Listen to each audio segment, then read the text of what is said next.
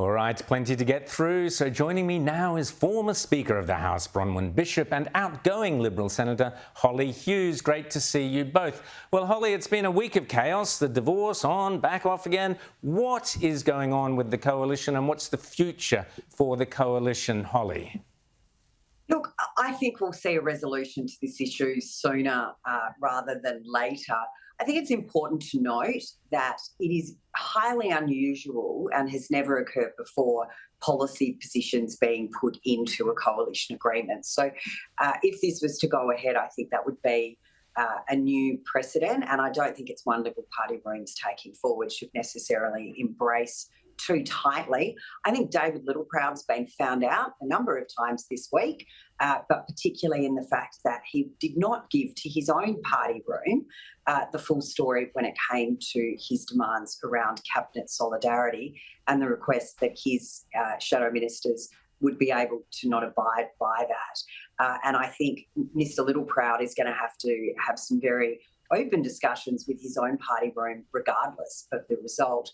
Also, I think if there is to be a reconciliation after a mediation process, for those of us that have been through these sort of splits in our personal life, that there are rules around whether or not, if there is a change to the leadership within the National Party, that this is then not reopened for negotiation, that this is a beginning of term issue, not one that's revisited every time there might be a change.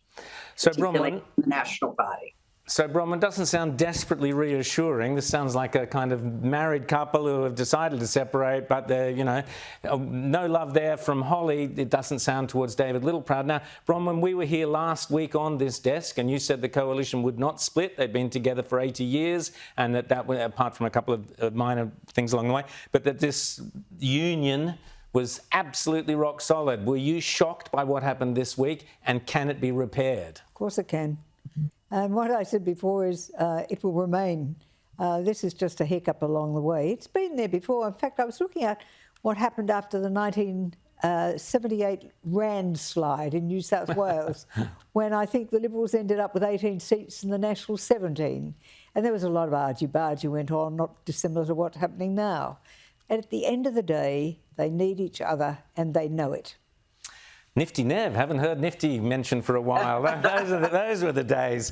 Hollie, just tell us, what does this say about the leadership of both Susan Lee and David Littleproud, that within a week of the leadership being announced on both of them winning their leadership positions, within 1 week the coalition has blown to pieces and then struggling to come back together and hopefully will remain together, but we shall see. What does this say about the leadership of both those individuals?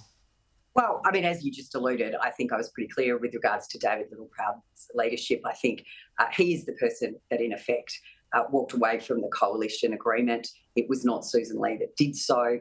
No one really understand his urgency in doing so earlier this week. I don't think Susan's put a foot wrong. I think the way she has convened, and as I say, I'm outgoing. So, this is a matter for the new party room and for them to work through. But she has convened meetings yesterday, today, has consulted widely with her colleagues, been incredibly upfront with her colleagues. And I think that she has done everything she can to keep the Liberal side together, to help us work through a solution that the Liberal Party room can go forward with. This has never been about values, the nitpicking over specific policies. I think when it gets down to it, it's about David Littleproud, his leadership, the challenge from Matt Canavan and the discussions that they have in their party room around net zero that probably led to the reaction that we got from David Littleproud. I have every confidence in Susan's leadership. The Nationals, it's a matter for them. Well, I'm glad you mentioned net zero, Hollie, because I would argue that unless the coalition, the Liberal Party included, abandon net zero, I don't think you have a hope in hell. That's my opinion. And will we see a similar split within the Liberal Party over net zero? That's the one that I think is lying dormant underneath at the bottom of all of this. Would you agree? Oh, look, that is a matter for the next party room, Rowan. And as I've said previously, I think I've dodged a bullet not having to go back into that room. So I will not in any way preempt what that party room is going to do or argue over. Spoken like a true politician, Hollie. Bronwyn, I firmly believe that the coalition cannot offer up a serious alternative government while it's still in the throes of net zero. Would you agree with that? Well, I think it's very interesting that the APA have published a survey today that says 58% of people, 58 majority, are not in favour of pursuing net zero. Now, that's the first time we've seen a proper survey done and published.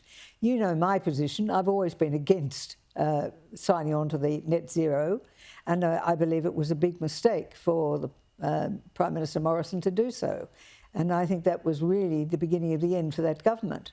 So I believe there's a lot of discussion that's going to go on. I mean, look at the floods that are happening now. What about the question, if all the money that is being wasted rewiring the nation, which could be up to $1 trillion, what if that money had been used to redivert water, to make sure that there's water going into the parts where they're in drought, and to mitigate where mitigation is needed to stop towns like Taree, like Lismore, suffering the great floods that they are? What if we had a proper government that discussed and really had policies to do that? That would be a real issue to debate. I agree. And Hollie, just quickly, I was impressed. I've been very critical of him in the past, but Chris Foley up in Queensland has said no thanks to the United Nations trying to tell him how to run his government. Very impressive. Have a quick listen. Here's my message to the United Nations. You don't control me and I don't answer to you. I answer to Queenslanders. I answer to a whole heap of those people back there who've had their lives turned apart. Get rid of the UN. Sounds like he's auditioning for outsiders, Hollie. What do you think? Well done. I'm not a fan of the UN either. You can put the WHO in that category as well. I think they can all take a running jump with their moral platitudes and sanctimony. I think it is a decision for the Premier of Queensland what he does with his laws, and not for the UN. And I think when people start to bow down to globalist organisations, they're going to end up in a world of pain. Very briefly, Bronwyn, your thoughts? I agree with Hollie, and I think that the interference that the UN showed with regard to what happened with the pandemic, and they're reaching out for more power. This is just another trial. Absolutely. And thank goodness Christopher Foley told him to, well, get lost. So jump. Well done, Christopher Foley. That's it. That's it. So you can come on, outsiders, Christopher Foley. Let's have a discussion about it. That's great. Thank you both, Bronwyn and Hollie Hughes, Bronwyn Bishop and Hollie Hughes. Thank you so much to the two of you.